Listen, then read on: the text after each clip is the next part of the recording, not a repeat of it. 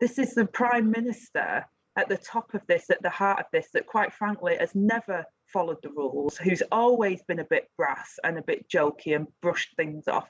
But this is really serious. I mean, I've had issues with the Prime Minister's comments in the past, but this is about actions that lead to unsafe practices where people have felt it's completely okay to have one rule for the public and one rule for them, and they've been partying, laughing, joking, while other people have not been able to see their loved ones who are dying. That's unforgivable, and the Prime Minister is at the heart of it, and he should reflect on that, and he's not above the law. So therefore, the Cabinet Secretary, which I wrote to over a week ago, and Boris Johnson dismissed the fact that there was even a party that had happened, the Cabinet Secretary has to come forward very quickly now, carry out that investigation.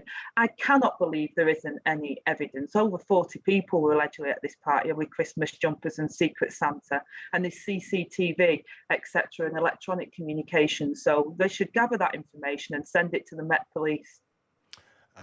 And maybe other parties as well. There's allegations about 7 parties. Would you like to see all of them investigated by the police? They should all be investigated. Yeah, I mean, people listening to this show, there is people now that are being prosecuted at the same time as all these parties were going on for not following the COVID rules at the time. So why should it be one rule for them and one rule for everybody else? If the government have not followed their own rules, not only should they be punished in line with everybody else who doesn't follow the rules, but actually they've completely undermined the messages and what they was telling everybody else they should do.